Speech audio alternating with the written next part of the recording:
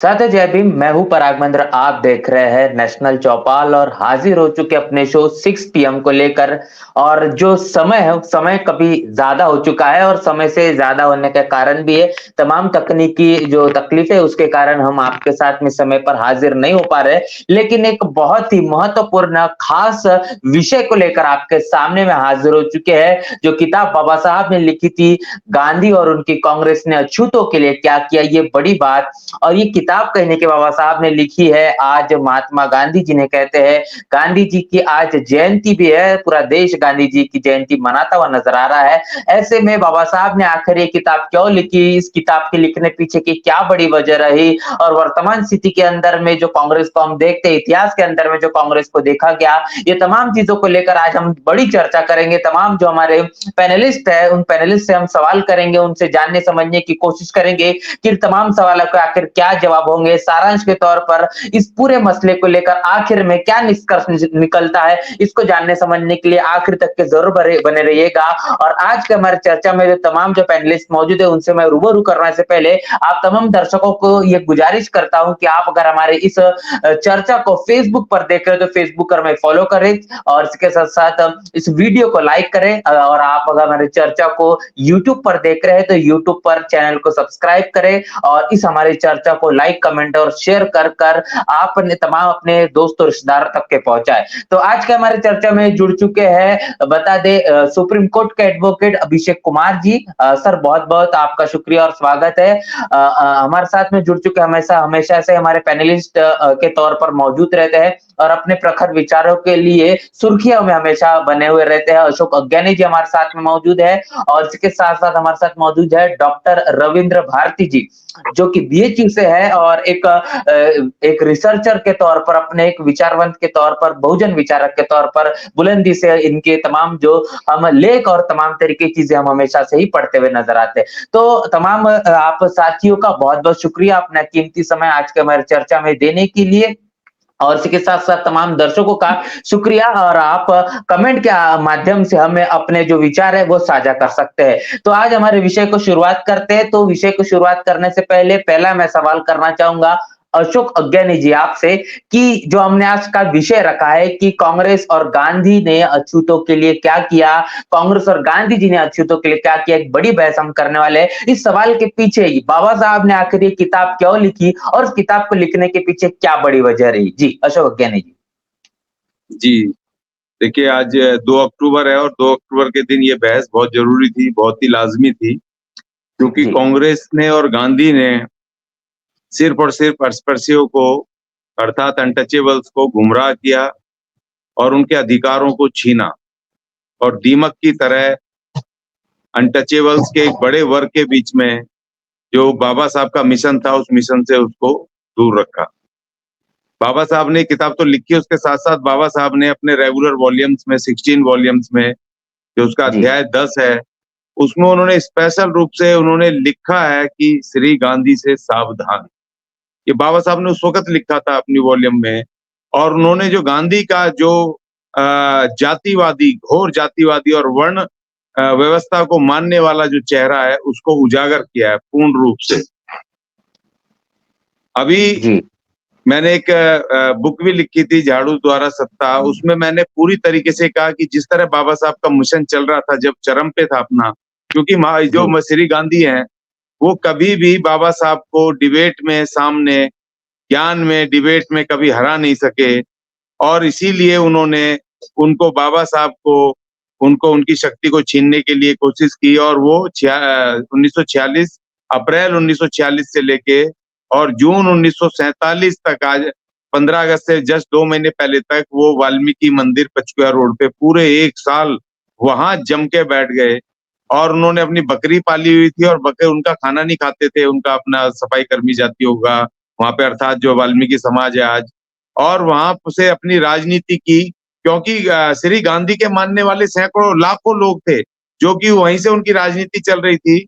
और उनको पता था कि जी डॉक्टर अंबेडकर अकेले आदमी है जो पूरे देश में उनको घूमना है, देश दुनिया में अपने अनटचेबल्स की लड़ाई को लड़ना है। तो उनको पता था कि बाबा साहब यहाँ आ नहीं पाएंगे, अंबेडकर यहाँ आ नहीं पाएंगे, और इसीलिए 1 साल में वो हालत हुआ कि उन्होंने कांग्रेसियों ने उनको बताया अनटचेबल्स को कि भैया ये सिर्फ महात्मा गांधी और कांग्रेस ही आपकी मुख्य आपका जो संरक्षक हैं, आपके आवाज को उठाने वाले हैं, आपके जो तमाम जो भी कुछ है ये कांग्रेस और ये गांधी है और दूसरा नहीं है। और इसीलिए बाबा साहब के मिशन से वो इतना बड़ा वर्ग आज तक कटा हुआ है कि 60 साल कांग्रेस के साथ उन्होंने लगातार वोट किया और कांग्रेस ने ये किया कि उनको उनके उनके बुनियादी अधिकारों से जो संविधान में उनके अधिकार थे, फंडामेंटल राइट्स थे, जो संविधान ने जिम्मेदारी लगाई थी कांग्रेस की, उन अधिकारों को भी उसने लागू नहीं किया और उनको धीरे धीरे खत्म करके पक्की नौकरी से भी ठेके की नौकरी पर लेके आ गए। अब मैं पीछे जाता हूँ, जब श्री गांधी और बाबा साहब की जब लड़ाई चल रही है पूना पैक्ट में, तो उस समय भी श्री गांधी ने इतना बड़ा वहां पर और कांग्रेस ने इतना बड़ा बाबा साहब के साथ छल कपट किया कि जो अनटचेबल्स का एक बहुत बड़ा वर्ग था, बड़े बड़े नेता थे, उनको कांग्रेस के हरिजन लीग में बना करके और हरिजन बना करके अपने साथ, जब बाबा साहब लड़ रहे हैं 4 दिन, जब 20 सितंबर 1932 की लड़ाई वो शुरू हुई है, जब अनशन पे बैठ गए नर्मदा जेल पे श्री गांधी, तब से लेके और 24 सितंबर जो एग्रीमेंट हुआ है तब तक बाबा साहब को अकेला कर दिया और तमाम जो जो अनटचेबल्स के जो बड़े लीडर उसमें माने जाते थे उनको कुछ कुछ लालच दे करके अपने साथ कर लिया। और गोलमेज सम्मेलन में तो यहाँ तक ये किया था कि उन्होंने बाबा साहब को प्रतिनिधि अनटचेबल का मानने से मना कर दिया। तो ये तमाम चीजें देखिए, कांग्रेस ने जब बाबा साहब ने मंदिर प्रवेश आंदोलन शुरू किया कालाराम मंदिर में, तो उसके तुरंत बाद श्री गांधी ने और कांग्रेस ने मक्कारी से वो मंदिर प्रवेश का भी मूवमेंट शुरू कर दिया बाबा साहब के मूवमेंट से हटाने के लिए।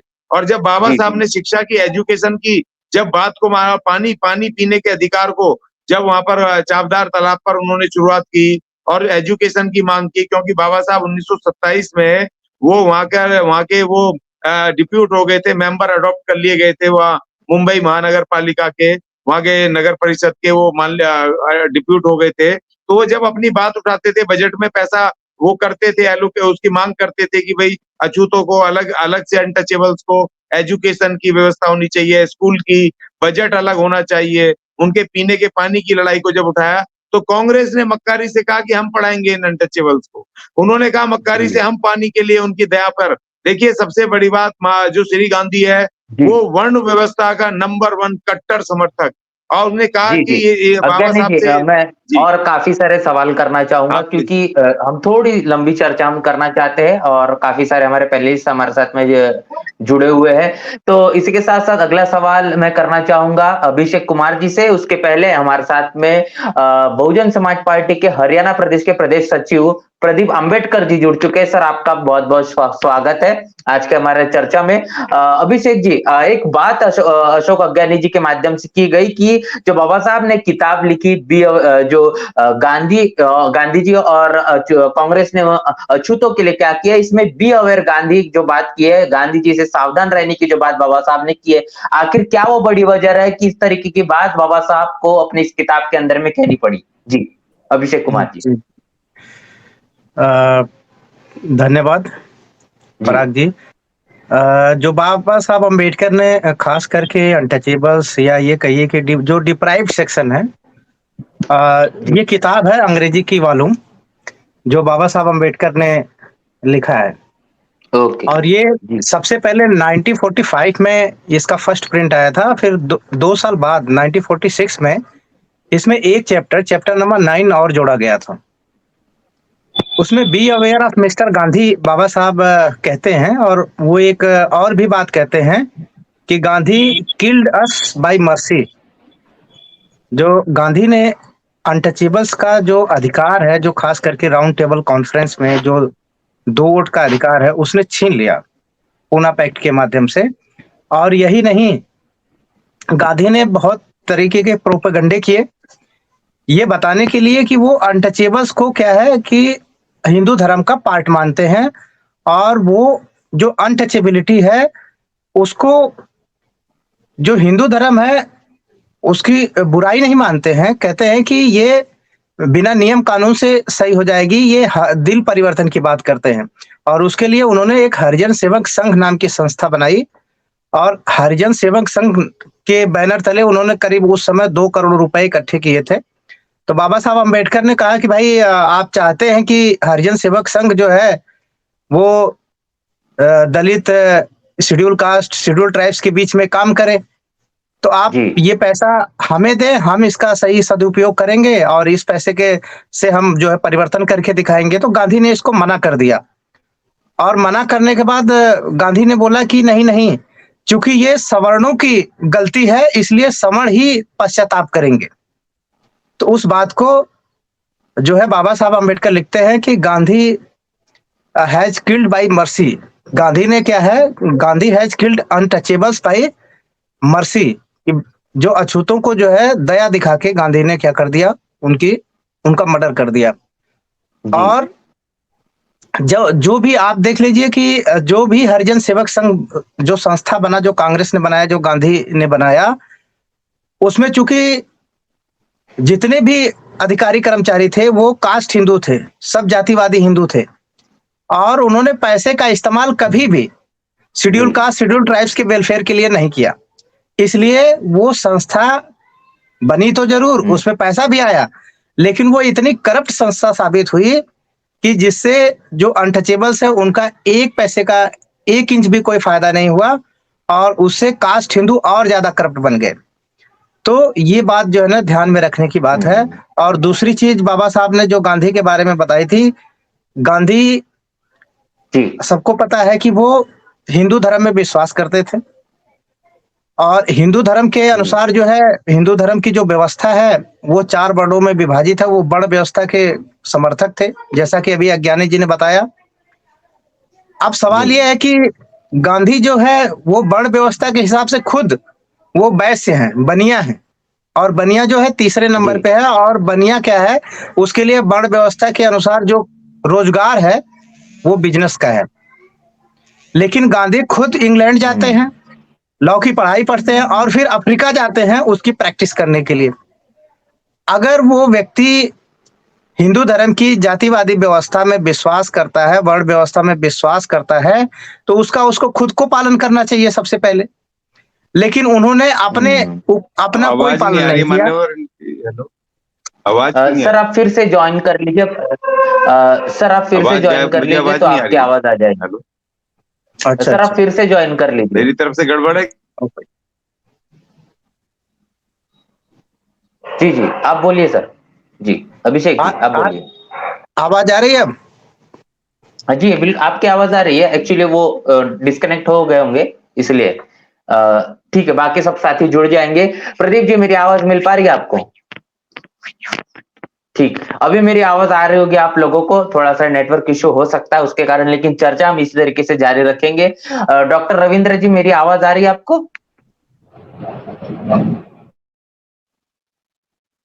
माइक आप ऑन कर ली जी। मेरी आवाज आ रही है आपको अभी? आवाज आ रही है? Parag you are not audible. Sorry. Okay okay okay ना आप, अच्छा ठीक है, कोई दिक्कत नहीं है। हम फिर से एक बार कोशिश करेंगे कि जी अभिषेक जी मेरी आवाज आ रही है अभी आपको? बराबर है आपकी आवाज।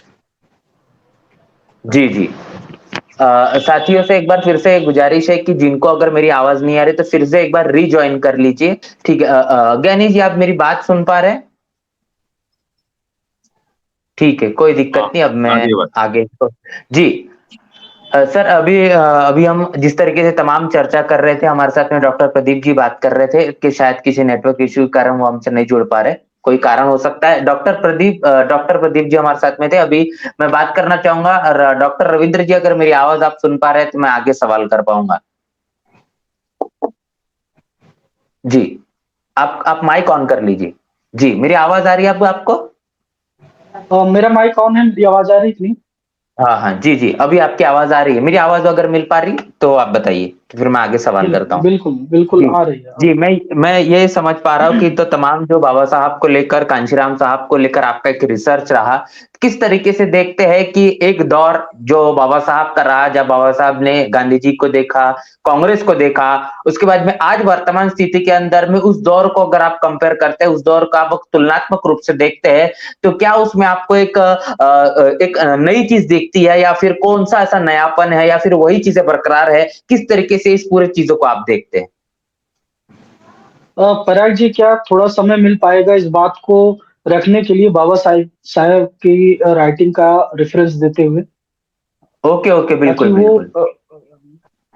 बाबा साहेब अपनी राइटिंग्स में what Gandhi and Congress done for Shudras जी, जी, फॉर अनटचेबल्स में एक्सप्लेन करते हैं कि हम श्री गांधी की सामाजिक समस्या के संबंध में दी गई शिक्षाओं से प्रारंभ करें तो जाति जी, प्रथा पर गांधी जी का विचार 1921 और 22 के गुजराती पत्र नवजीवन में जो उन्होंने संपादकीय लिखी है गुजराती में, उससे देख जी, सकते हैं कि वो क्या लिख रहे हैं। उनके विचार के अनुसार वो लिखते हैं कि मुझे विश्वास है कि हिंदू समाज आज तक इसी कारण जीवित रह सका क्योंकि वह वर्ण व्यवस्था पर आधारित है। ये हम्म, कौन कह रहा है? गांधी जी कह रहे हैं। दूसरा जी, कह रहे हैं स्वराज के बीज वर्ण व्यवस्था में उपलब्ध हैं। विभिन्न जातियां सैनिक डिवीजन की भांति इनके विभिन्न वर्ण हैं। प्रत्येक वर्ण सैनिक डिवीजन की भांति पूरे समाज के हित में काम करता है। हम्म, जो समाज वर्ण व्यवस्था का सृजन कर सकता है उसे निश्चित रूप से कहा जाता है कि उसमें अनोखी संगठन क्षमता है। चौथा, गांधी जी कहते हैं कि वर्ण व्यवस्था में प्राथमिक शिक्षा के प्रसार के लिए सदाबहार साधन मौजूद हैं। प्रत्येक जाति अपने बच्चों को अपनी जाति में शिक्षित करने की जिम्मेदारी लेती है। जातियों का राजनैतिक उद्देश्य है कोई भी जाति अपनी प्रतिनिधि सभा में अपने प्रतिनिधि चुनकर भेज सकती है। जाति अपने पारस्परिक जातीय झगड़ों को अपने जातीय पंच चुन करके उनसे निर्णय ले सकती है। प्रत्येक जाति को सैनिक टुकड़ी का दर्जा देकर सुरक्षा के लिए जबरदस्त सेना तैयार करना जाति के लिए सरल है। तो गांधी जी जी, सिखा रहे हैं समाज को किस तरीके से जाति के आधार पे समाज बनाना है। जाति के आधार पे ही शिक्षा चलेगी। जो जिस जाति में है उसी के हिसाब से शिक्षित होगा, उसी के हिसाब से उसकी न्याय प्रणाली होगी और उसी के हिसाब से उसका सारी प्रक्रिया चलेगी। फिर कहते हैं कि भारत में भा, भाइयों के बच्चों में पारस्परिक विवाह नहीं होते। पारस्परिक विवाह न करने से उनके प्रेम संबंध में कमी आती है। वैष्णवों में बहुत सी महिलाएं इतनी कट्टरपंथी हैं कि वह परिवार के लोगों के साथ भोजन नहीं करती और ना ही एक बर्तन में पानी पीना पसंद करती हैं। क्या उनमें पारस्परिक प्रेम नहीं है? जाति प्रथा को इस कारण बुरा नहीं कहा जा सकता क्योंकि इसमें विभिन्न जातियों के पारस्परिक भोज एवं पारस्परिक विवाह की आज्ञा का निषेध है। मतलब गांधी जी कह रहे हैं कि इसमें एक जाति से दूसरे जाति के साथ भोजन नहीं हो रहा है, एक दूसरे के साथ संबंध नहीं है, इसके आधार पर जाति व्यवस्था को बुरा या वर्ण व्यवस्था को बुरा नहीं कहा जा सकता है। फिर कहते जी, हैं कि जाति प्रथा संयम का दूसरा नाम है। जाति जी, मनोरंजन पर सीमा निर्धारित करती है या जातीयता की सीमा का उल्लंघन नहीं कर सकती। भिन्न जातियां रोटी बेटी के व्यवहार पर पहले से ही जाति बंधन मुक्त है। फिर कहते हैं कि जाति व्यवस्था को नष्ट करके पश्चिमी यूरोपीय सामाजिक व्यवस्था अपनाने का अर्थ होगा कि हिंदू जन पैतृक पेशे को त्याग दें जो जाति प्रथा की आत्मा है। इसे तोड़ने से अव्यवस्था उत्पन्न होगी। यदि मैं अपने जीवन भर किसी ब्राह्मण को कहकर नहीं पुकारता तो ब्राह्मण होने से क्या लाभ? यदि ब्राह्मण को शूद्रों में और शूद्रों को ब्राह्मण में परिवर्तित होने का दैनिक क्रम शुरू हो जाएगा तो समाज में अव्यवस्था उत्पन्न हो जाएगी। ये किसके शब्द हैं? महात्मा गांधी जी के। जी, फिर कहते हैं कि जाति प्रथा एक प्राकृतिक विधान है। भारत में इसे धार्मिक रूप दिया गया है। अन्य देशों में जहां जाति व्यवस्था की उपयोगिता नहीं समझी गई वहां सामाजिक व्यवस्था बिखरी अवस्था में है। इसी कमी के फलस्वरूप जाति व्यवस्था के होने वाले लाभ प्राप्त नहीं किए जा सके जबकि भारत में जाति व्यवस्था की वजह से लाभ हो रहा है। जी, और मेरे जी, विचार हैं कि मैं वर्ण व्यवस्था को तोड़ने के विरोध में हूँ, ये बात गांधी जी कह रहे हैं। और ऐसी जी, तमाम बातें जाति जी, व्यवस्था के संदर्भ में, जाति व्यवस्था के संदर्भ में, वर्ण व्यवस्था के संदर्भ में गांधी जी ने कही है, जिसके तमाम ऐतिहासिक साक्ष्य बाबा साहेब ने अपनी राइटिंग में उपलब्ध कराए हैं। एक जी, उदाहरण और देना चाहूंगा।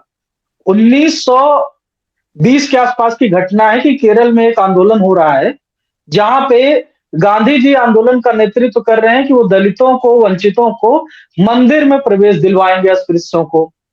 उसके लिए आंदोलन होता है। आंदोलन के बाद जो है, जो वहां का दलित नेतृत्व करता रहता है, वो जो जो उस मंदिर का पुजारी है, वो कह देता है किसी भी हालात में हम प्रवेश नहीं करने देंगे।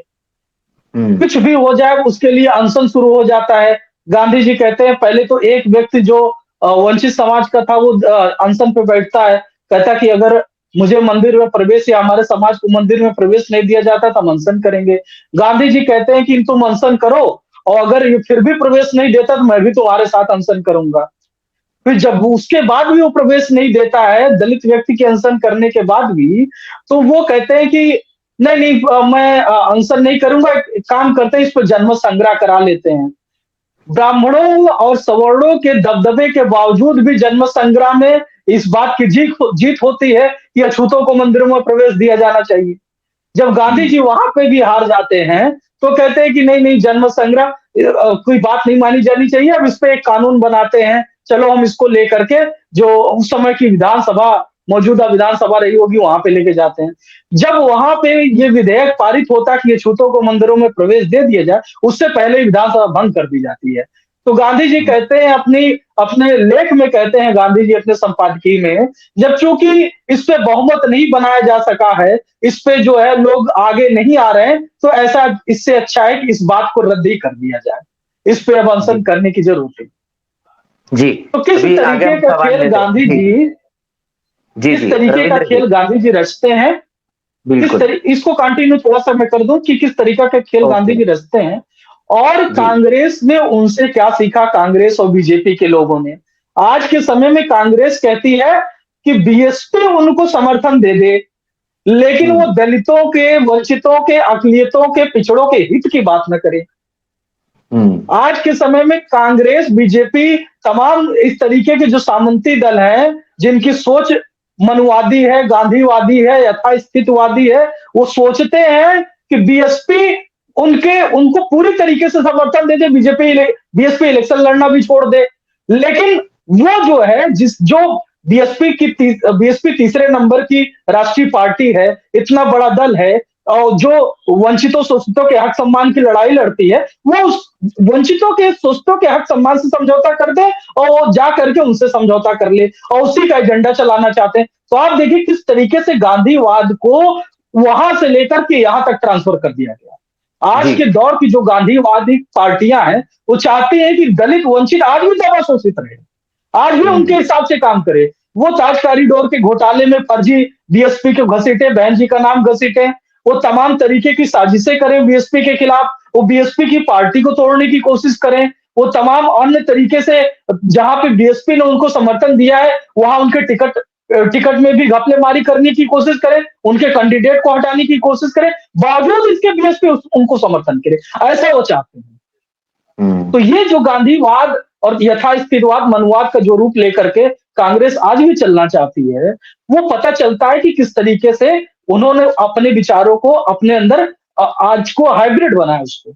और जी, आज के बहुत सारे लोग हैं जो दलित है, पढ़े लिखे अनपढ़ लोग हैं, जाहिल लोग हैं, जो जय भीम तो बोलते हैं खड़े हो जाते हैं कांग्रेस के पक्ष में, जो जय भीम तो बोलते हैं खड़े हो जाते हैं सामंतवादियों के पक्ष में।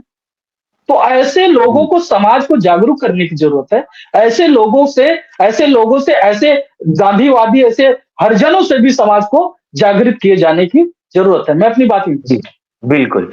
अशोक अज्ञानी जी, आप अगर कैमरा ऑन कर लेंगे तो मैं अगला सवाल कर पाऊंगा। आपसे सवाल है कि किस तरीके से देख रहे हैं जो एक समय रहा, जो गांधी जी का जो दौर रहा, उस दौर के अंदर में जो उन्होंने तमाम जो चीजें की, और उसके बाद में बाबा साहब ने किस प्रकार उनको डिफेंड करने का काम किया, कैसे बाबा साहब ने तमाम जो उस समय की सच्ची तस्वीरें रखी, आज वर्तमान स्थिति के अंदर में जो गांधी जी के जो विचार थे और जो कांग्रेस का जो रवैया था, आज वर्तमान स्थिति में उसमें रवैये में कोई आपको तब्दीली नजर आती है? कुछ कांग्रेस के तरीके में, काम करने के तरीके में, जिस तरीके से बाबा साहब की तस्वीरों को लगाना कांग्रेस ने शुरू कर दिया, बाबा साहब के नाम लेना कांग्रेस ने शुरू कर दिया है, तो क्या ये तमाम चीज हो पाई? इसके बाद में अगला सवाल अभिषेक कुमार जी आपसे करूंगा। एडवोकेट अभिषेक कुमार जी हमारे साथ में जुड़े हैं। एक बीच में दिक्कत ये हो गई थी कि डॉक्टर प्रदीप अंबेडकर जी हमारे साथ में जुड़े हैं और उन्होंने एक टिप्पणी की, उसका मैं उनसे गुजारिश करूंगा कि सर व्यक्तिगत टिप्पणी ना करें। व्यक्तिगत टिप्पणी हम नहीं, इस तरीके से जो हमारे जो चैनल चल रहे हैं, तमाम जो स्ट्राइक्स है, इस तरीके की चीजें दिक्कत हो जाती, कम्युनिटी गाइडलाइंस को हम हनन नहीं करना चाहते। जो भी बात हो वो विचारधारा को लेकर हो, व्यक्तिगत ना हो, उसके लिए मैं गुजारिश करूंगा कि व्यक्तिगत टिप्पणी ना हो। और चैनल का इससे कोई संबंध नहीं है, ये भी मैं यहाँ पर बताऊंगा। उनका व्यक्तिगत वो टिप्पणी की गई थी। जी अज्ञानी जी, आपसे मैं सवाल का जवाब चाहूंगा। जी जी, देखिए बाबा साहब ने गांधीवाद के ऊपर लिखा, गांधीवाद अर्थात अस्पृश्यों की, अनटचेबल्स की तबाही, और उसपे उन्होंने तमाम उनके वो गांधी के तमाम वो चीजें जो लिखी वो पहले ही आ चुकी हैं कि वो घोर वर्ण व्यवस्था के समर्थक थे, घोर हिंदुत्व के, सबसे बड़े हिंदुत्व के, जो हिंदूवादी व्यवस्था के और हिंदू को मानने वाले सबसे बड़ी श्री गांधी से बड़ा कोई इस देश के अंदर मुझे नहीं लगता कोई आया। और दूसरी बात ये लगती है, मैं जब भी देखता हूँ बाबा साहब 1919 में तकरीबन वैसे सक्रिय हो गए थे, मगर वो अपने एजुकेशन टाइम पे ही वो अपने वहां पर उन्होंने थीसिस वगैरह लिखी, जो जातियों के ऊपर लिखा जाए, कास्ट इन इंडिया, जो उन्होंने वहां लिखा, उन्होंने जब वहां कोलंबो में थे, उन्होंने वहां से अपनी किताब वो लिखा लेख, तो उससे हंगामा मच गया था।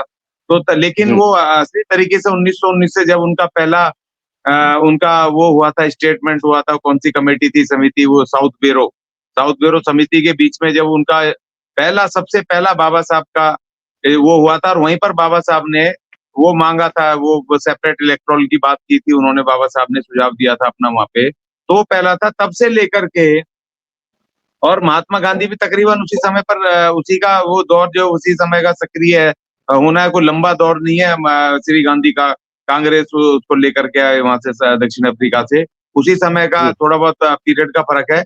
लेकिन टोटल ऐसा लगता है 1919 से लेके 1947 तक, और उसके बाद तक भी, जब तक बाबा साहब जीवित रहे 1956 तक भी, ऐसा लगता है गांधी, खासतौर पे श्री गांधी और कांग्रेस, इनका टोटल अंग्रेजों से कम लड़ाई थी।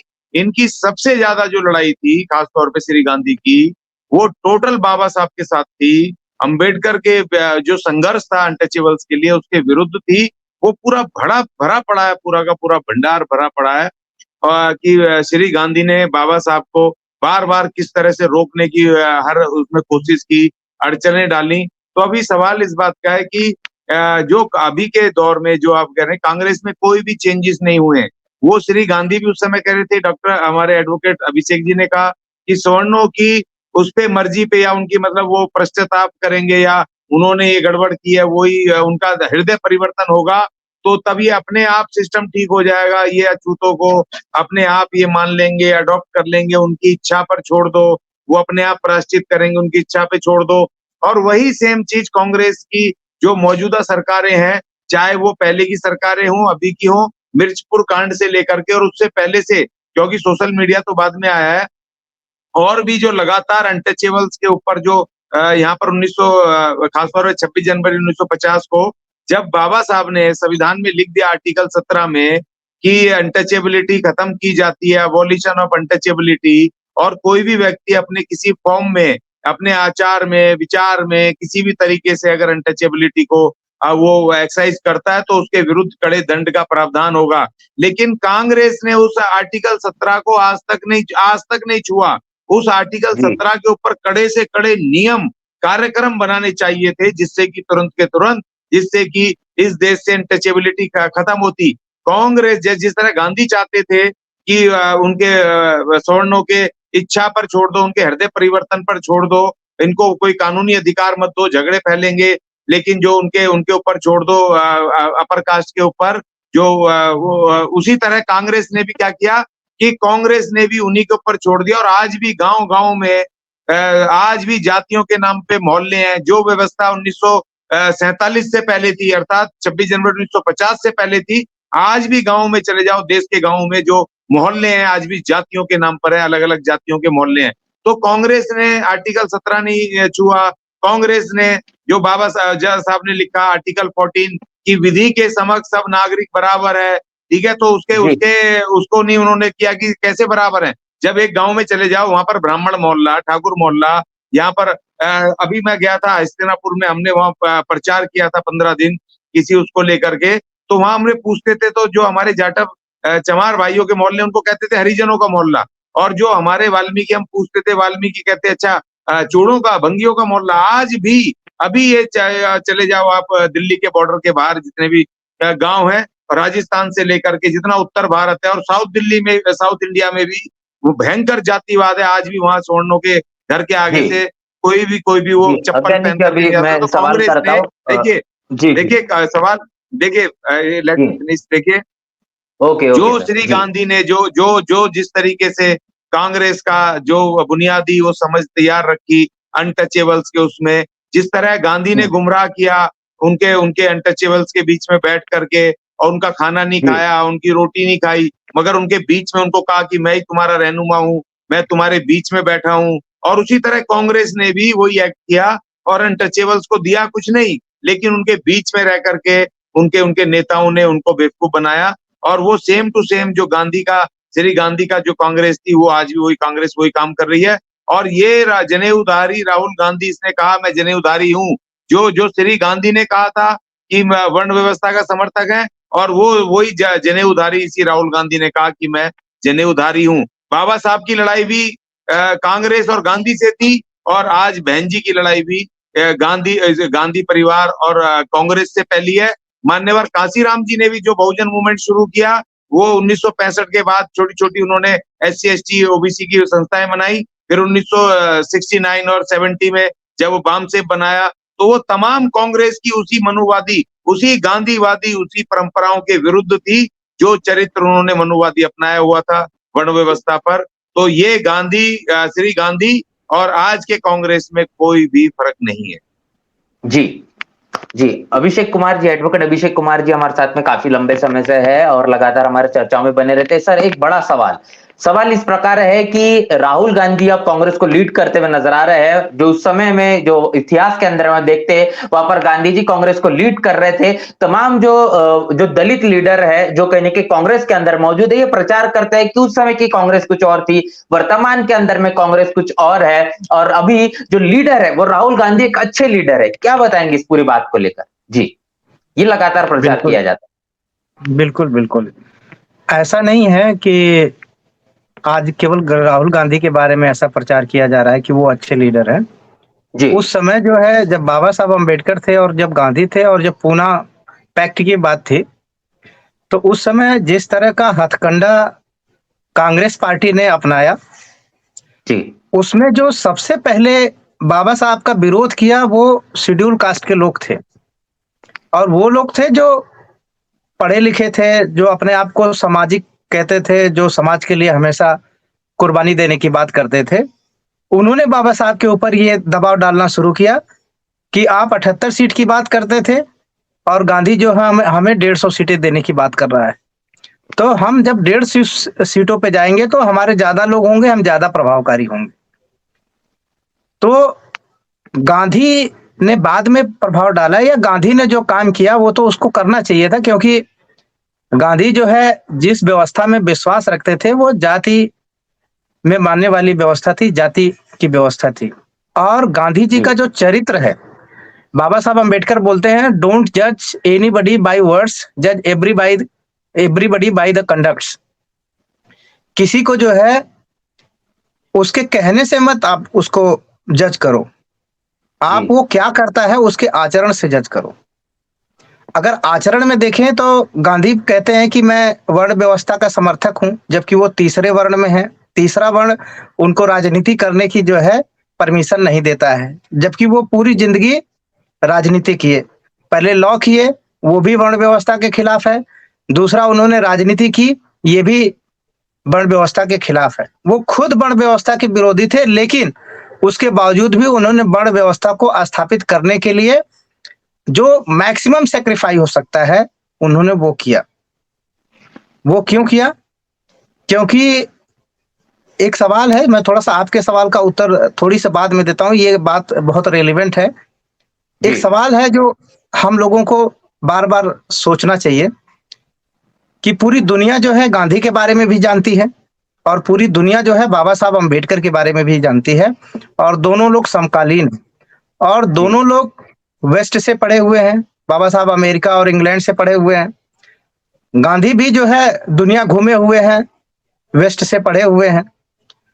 उसके बावजूद भी क्या ऐसी बात है कि गांधी और बाबा साहब अम्बेडकर के विचारों में कभी भी समानता स्थापित नहीं हुई, या हम्म इन्होंने देश के लिए जो देश के जो वास्तविक मुद्दे हैं उस पे इनकी सहमति क्यों नहीं बनी? हम्म सवाल ये है कि दोनों बौद्धिक हैं। कहने बाबा साहब भी अपने समय के सबसे बुद्धिमान लोगों में हैं और गांधी भी हैं, लेकिन जी फिर भी ये लोग किसी भी मुद्दे पे एकमत नहीं है। ऐसा क्यों है? हम्म बाबा साहब क्यों जाति व्यवस्था को का विनाश करना चाहते हैं और गांधी क्यों जातिवादी व्यवस्था को जो है स्थापित करना चाहते हैं? ये जो है ना सवाल हमको बहुत समझने की जरूरत है। ये जी दोनों के बीच में दोनों, हम लोग कहते हैं ना कि पढ़े लिखे लोग जो है सारी समस्याओं को समाप्त कर देंगे, जो समस्या है उसे नया नया रास्ता दिखाएंगे। दिखा सकते हैं, लेकिन हकीकत है कि समस्याओं को बनाने वाले ज्यादातर पढ़े लिखे लोग होते हैं। एक तरफ बाबा साहब अम्बेडकर हैं जो जाति की समस्या को खत्म करना चाहते हैं, दूसरी तरफ गांधी हैं जो जाति की व्यवस्था को बनाना चाहते हैं। दोनों लोग पढ़े लिखे हैं। अब सवाल ये है कि ऐसा क्यों एक व्यक्ति जो है इतना पढ़ने लिखने के बाद जाति की व्यवस्था बनाना चाहता है और एक व्यक्ति है जो इतना पढ़ने लिखने के बाद जाति की व्यवस्था खत्म करना चाहता है? दोनों के पढ़ने लिखने या दोनों के बीच में ऐसी कौन सी बात है जो दोनों के लाइन में, दोनों के एक्शन में, दोनों के विचार में, दोनों के दृष्टिकोण में, दोनों के विजडम में अंतर करता है? जी ये जो है हमें समझने की बात है। ये क्यों है? क्योंकि आपको पता होगा कि बाबा साहब अम्बेडकर की जब हम जीवनी पढ़ते हैं तो उनको बचपन में ही किसी ने जो है भगवान गौतम बुद्ध की, तथागत गौतम बुद्ध की बुद्ध चरित्र नाम की किताब दे दी थी, जिसका उनके व्यक्तित्व पे बहुत गहरा प्रभाव पड़ा। जी और जी बाबा साहब अम्बेडकर ने जो अपना गुरु बताया, महात्मा फुले, महात्मा कबीर और महात्मा बुद्ध, जी तो इनके जो आइडियल्स थे वो स्थापित करने के लिए इन्होंने अपनी पूरी जिंदगी लगा दी, अपना पूरा जो भी है ज्ञान लगा दिया, अपना पूरा विजडम लगा दिया और पूरी जिंदगी उसके लिए संघर्ष करते रहे। वहीं दूसरी तरफ गांधी गांधी इस देश के जो ब्राह्मणवादी जो शास्त्र हैं उसमें विश्वास करते थे। इसलिए गांधी जो है अंग्रेजों से ज्यादा वो शास्त्रों की व्यवस्था स्थापित करने के लिए उन्होंने अपनी पूरी जिंदगी लगाई। उसके लिए जी छल कपट जो भी उनको करना था उन्होंने किया। जी तो कहने प्रदीप का जी, मैं मतलब है कि ये चाहूंगा जो कि थोड़ा थोड़ा सवाल पे आप अगर बताएंगे तो वो बहुत अहम सवाल है। उस सवाल का जवाब लोग सुनना चाहते हैं कि तमाम जो दलित लीडर है जो कांग्रेस के अंदर मौजूद है वो चाहते हैं, वो कहते हैं कि जो राहुल गांधी है एक अच्छे लीडर है। इसको लेकर क्या बताएंगे? जी, मैं ये बता रहा हूँ कि जो राहुल गांधी के बारे में बात की जाती है जी तो वो इसलिए अच्छा लोग बताते हैं क्योंकि जो बहुजन आंदोलन है, जिसको पहले कांग्रेस पार्टी जो है वो हर स्तर से खत्म करना चाहती थी, जी जिसका मान्यवर साहब जो बार बार हवाला देते थे कि महाराष्ट्र के लोग बोलते थे कि बाबा साहब का विचार चांगला है बट लेकिन कामयाब हो सकत नहीं। तो मान्यवर साहब ने उस विचारधारा को, बाबा साहब की विचारधारा को पूरे देश में उछाला और ये बताया कि बाबा साहब का विचार चांगला है और कामयाब हो सकत है। और नतीजा ये हुआ कि विधायक भी बने, सांसद भी बने, मंत्री भी बने और सरकार भी बनाई बाबा साहब अम्बेडकर के विचारों पे चल के।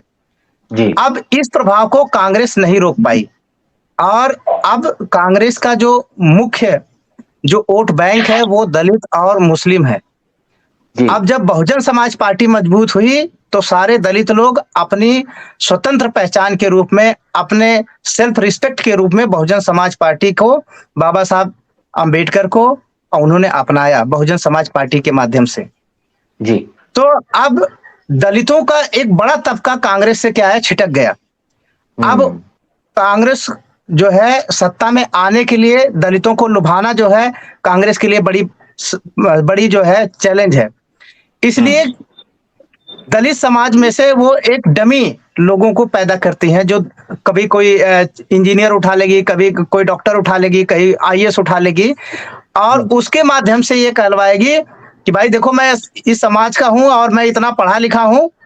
और कांग्रेस पार्टी और राहुल गांधी वो दकियानूस लोग नहीं है, वो बहुत अच्छे लोग हैं और उन्होंने मुझे इतना सम्मान दिया। वो सम्मान किस लिए मिल रहा है कि बहुजन समाज पार्टी को, जो बहुजन समाज पार्टी के माध्यम से जो दलित बहुजनों की जो ताकत बनी है, उस ताकत को कमजोर करने के लिए। और इसलिए वो इस तरह का प्रोपेगेंडा करते हैं कि राहुल गांधी का चरित्र जो है बदल गया है। अगर वो चरित्र बदल गया है तो बहुजन समाज पार्टी आज की जो हालत है, वो एक बात तो क्लियर है कि इन्होंने इंडिया गठबंधन बनाया है एनडीए को मात देने के लिए, लेकिन सबको दिख रहा है कि अगर इन्होंने बहुजन समाज पार्टी को नहीं मिलाया और बहन कुमारी मायावती जी को ये प्राइम मिनिस्टर नहीं माने, तो इनका गठबंधन कितनी भी पार्टियों से हो जाए, वो ये एनडीए को कभी नहीं हरा पाएंगे। ये बात इनको स्पष्ट तौर पे दिख रही है, लेकिन वो क्यों नहीं, अगर इनका चरित्र बदल गया है।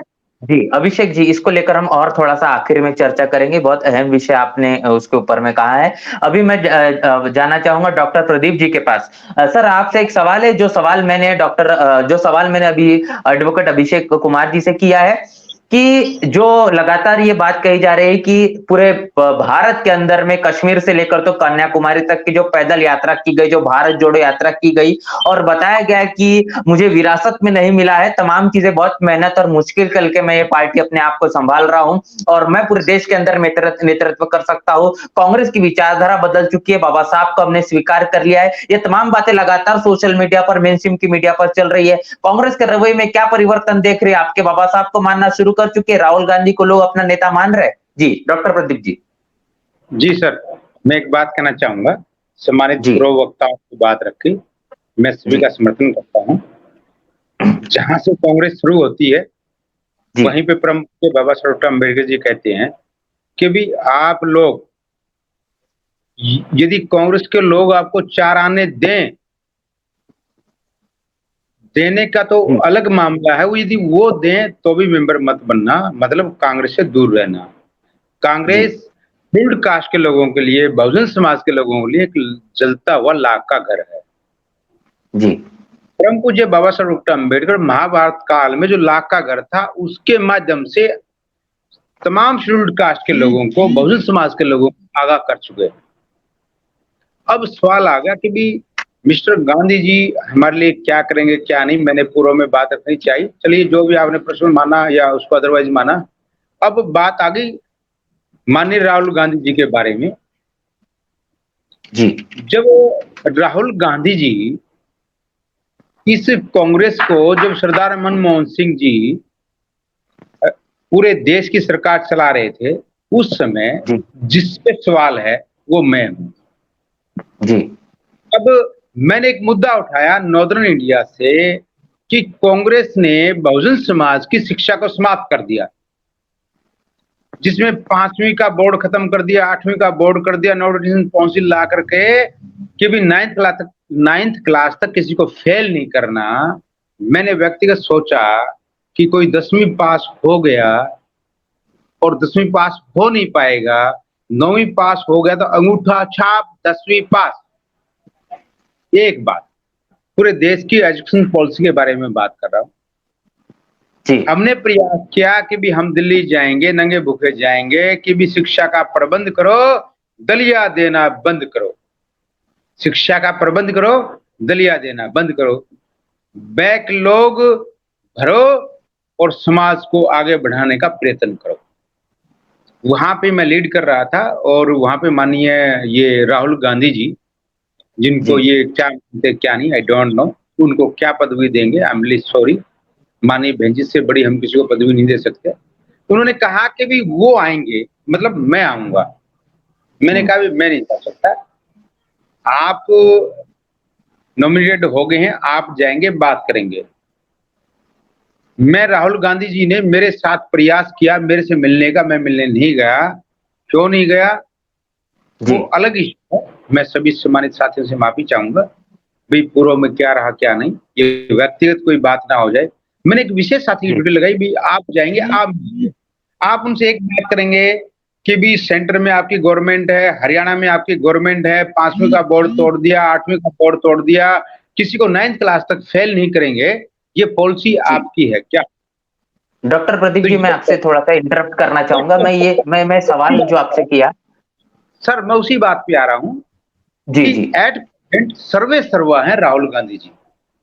हम्म, थोड़ी देर पहले आदरणीय योगी जी ने एक मिर्चपुर कांड की बात की। उस समय हरियाणा प्रदेश में कांग्रेस की सरकार थी, सेंटर में कांग्रेस की सरकार थी। और थोड़ा सा आदरणीय जी के बारे में एक बात कहना चाहूंगा कि मिर्चपुर के बाद एक कांड हुआ जहां पे मैं तमाम सम्मानित साथियों से एक बात कहना चाहता हूं, वो पहला प्रकरण था पूरे भारत का जहां पे एक शेड्यूल्ड कास्ट की बेटी के साथ रेप हुआ, मर्डर हुआ, और उसका पहला पोस्टमार्टम ये था डिस्ट्रिक्ट हेडक्वार्टर पे, फिर स्टेट हेडक्वार्टर पे, फिर एम्स में जाकर पता चला कि कांग्रेस के जो मुख्यमंत्री महोदय हैं उनके बेटे जी एम्स के चेयरमैन हैं, और पोस्टमार्टम की रिपोर्ट सेम आई। अब कांग्रेस क्या करे दलितों के लिए? दलितों के लिए कांग्रेस तो सिर्फ सत्यानाश करने का काम कर रही है। अभी मैं एक बात कहना चाहूंगा पूरे हरियाणा प्रदेश की तरफ से, राष्ट्रीय लेवल पे नहीं कहना चाहूंगा, पूरे हरियाणा प्रदेश में तमाम कांग्रेस के लोगों ने चमार रेजिमेंट और इस चमार रेजिमेंट को ले जाकर के लेके जाएंगे। आई डोंट नो, समय बताएगा, वो कांग्रेस में लेके जाएंगे।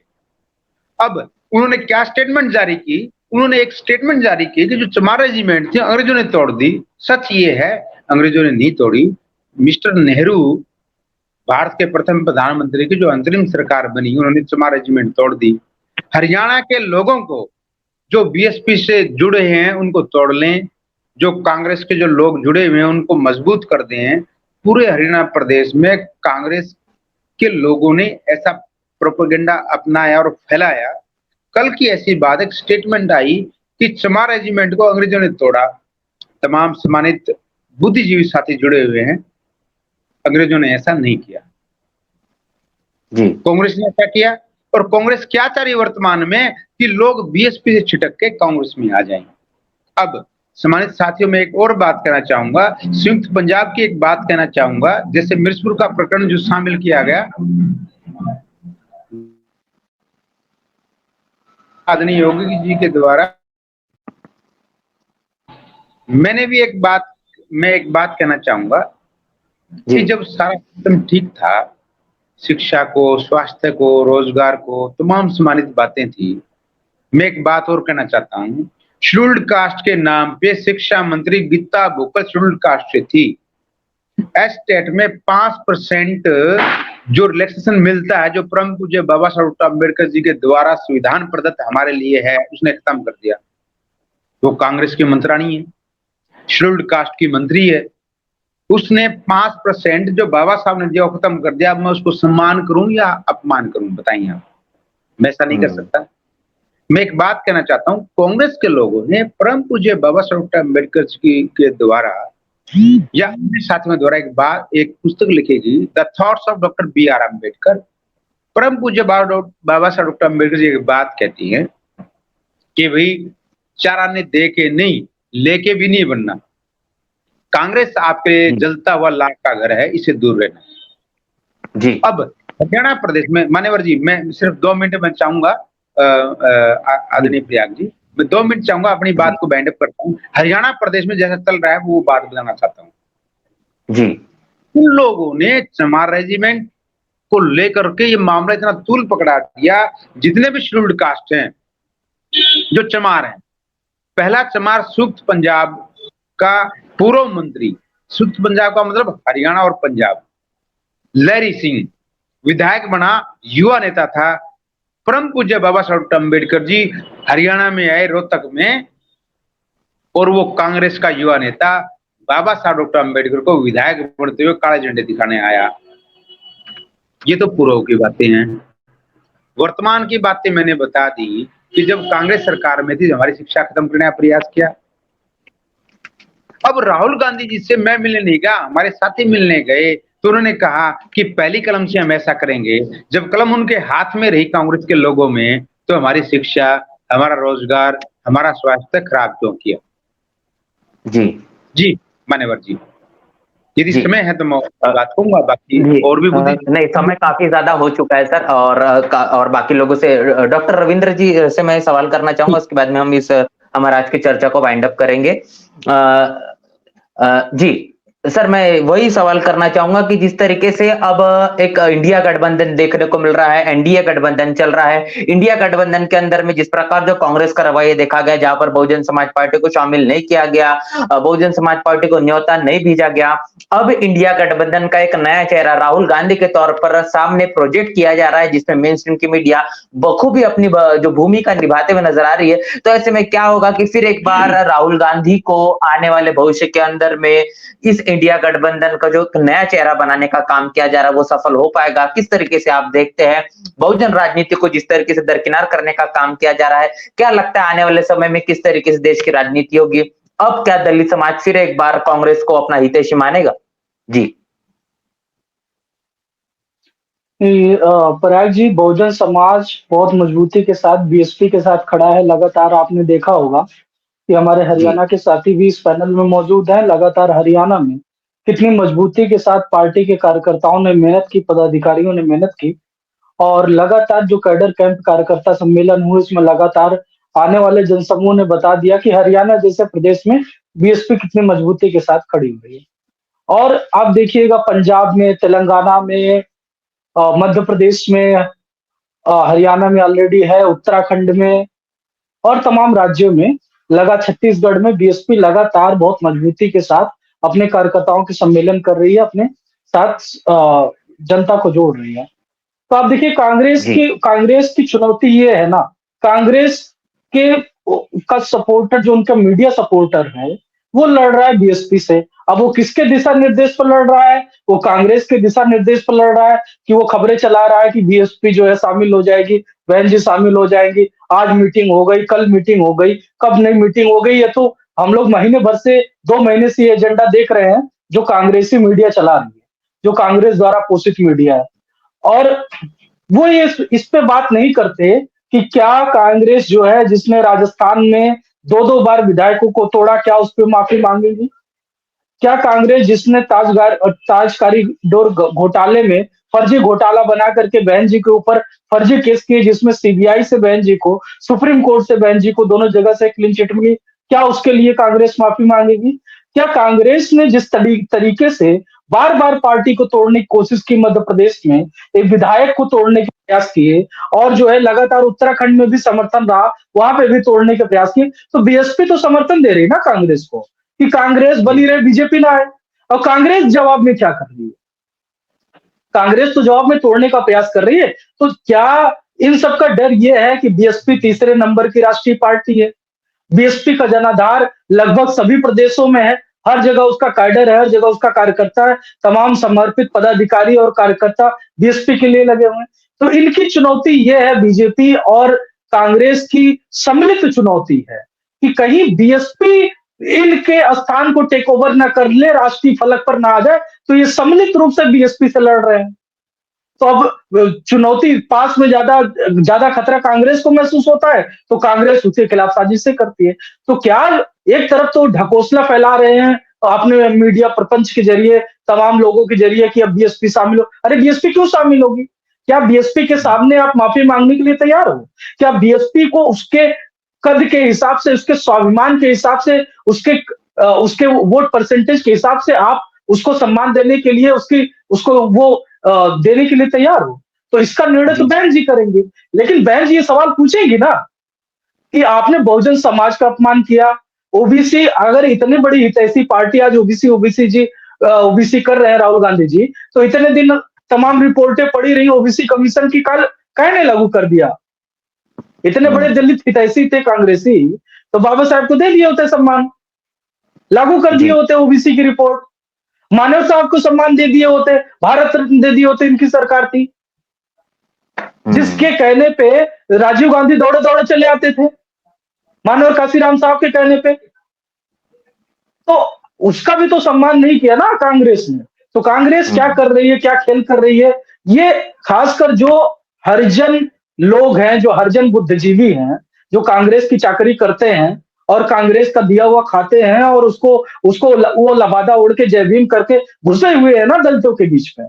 समाज को उनसे जागृत होने की जरूरत है। ये ना समझे को पढ़े लिखे हैं, थोड़ा मजबूत दिख रहे हैं तो समाज के हितैषी बने। वो उनकी खोज देखे वो कहाँ पे है, कहाँ पे खड़े हुए हैं और किसके लिए वो बैटिंग कर रहे हैं। ऐसे लोगों को धुतकार करके भगा देने की जरूरत है, ऐसे हरिजन समाज के हरिजन लोग। जी बहन जी बिल्कुल, ने जिस आखिरी तरीके से सवाल। हरिजनों को जी जी, लताड़ा था। तमाम जो मुद्दे की जो बात कहीं न कहीं यहाँ पर रविंद्र जी के माध्यम से की गई है, आज के हमारे पूरे विषय को लेकर एक सारांश के तौर पर। आखिरी सवाल अज्ञानी जी, अगर आप हमको सुन पा रहे हैं तो मैं आखिरी सवाल आपसे लेना चाहूँगा, फिर हम वाइंड अप करेंगे। हमारे पास में 1 घंटे का तकरीबन समय होने वाला है और काफ़ी सारा समय। सर, किस तरीके से देखते हैं कांग्रेस के रवैये को? इंडिया गठबंधन बहन मायावती को बहुजन समाज पार्टी को शामिल नहीं किया गया है। लगातार खबरें चल रही थी, अभी भी कोई तमाम चीजें नहीं आई है। बहुजन समाज पार्टी अकेला चलो के सिद्धांत पर नजर आ रही है। क्या होगा आने वाले भविष्य में? क्या जो कांग्रेस का रवैया बहुजन समाज पार्टी को लेकर नरम होगा? बाबा साहब की विचारधारा को अमल में लाया जाएगा? तमाम तरीके, क्या आखिरी बात कहेंगे? जी मैं इंटरप्ट देखिए करूंगा, माफी चाहूंगा बाबा अज्ञानी साहब जिससे कि जी जी जी दो जी। केवल 1 सेकंड बोलूंगा कि भाई हाँ पराग जी, हाँ पार्टी नहीं कांग्रेस नहीं शामिल करना चाह रही, कांग्रेस जी बीएसपी नहीं शामिल हो रही भाई।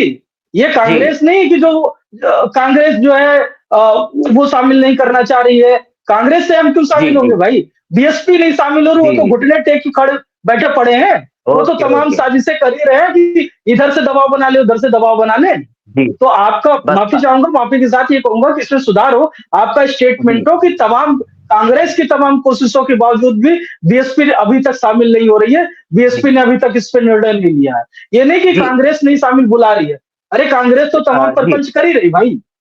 रविंद्र जी, सॉरी अज्ञानी जी, आप मैं अपनी बात रखें जी, जी। प्लीज। जी, जो जो आपने बात कही, मैं ये नहीं कह रहा हूँ कि बसपा शामिल नहीं होना चाह रही है या फिर बस अगर कांग्रेस शामिल नहीं करना चाह रही है। मुद्दा ये है कि लगातार जो मेनस्ट्रीम का मीडिया ये खबर चला रहा है कि बसपा ही शामिल नहीं होना चाह रही है। यही मेरा सवाल था, उसी को मैं दोहरा रहा था। जी ठीक है। जी, अज्ञानी जी, आपसे आखिरी सवाल है जो मैंने किया, मैं चाहूंगा उसका आप जवाब हाँ, दीजिए। नहीं बस मैं थोड़े शब्दों में कहना चाहता हूँ कि देखिए जी, कांग्रेस जो है बहुजन समाज पार्टी को नष्ट करना चाहती है और उसको विलेन बनाना चाहती है तमाम अपने लोगों जी, में, ये कह के कि इस समय खतरा संविधान का है और बीजेपी और आरएसएस संविधान को खत्म कर रहे हैं। हम संविधान बचाना चाहते हैं, सब मिल गए, इकट्ठे हो गए हैं, मगर बहुजन समाज पार्टी नहीं आ रही है और वो इस तरह जी, विलेन कर रही है और दूसरी तरफ उसका अपमान कर रही है, उसका जो शक्ति को जानबूझ करके अनदेखा कर रही है। वो ये चाहते हैं कि बहुजन समाज पार्टी के ऊपर उन्हीं के लोगों का प्रेशर आ जाए और वो इस बात से कि अगर ये गठबंधन में नहीं आए, हमारे इंडिया गठबंधन में, तो बी पार्टी है बीजेपी की, इसके डर से ये उसके पीछे आ जाए, बिना कुछ मांगे, बिना कुछ नेतृत्व मांगे उसके पीछे खड़े हो जाएं, जनेऊधारी कांग्रेस गांधी के पीछे आ जाए, मनुवादी कांग्रेस के पीछे, जिस तरह दूसरे लोग आ गए।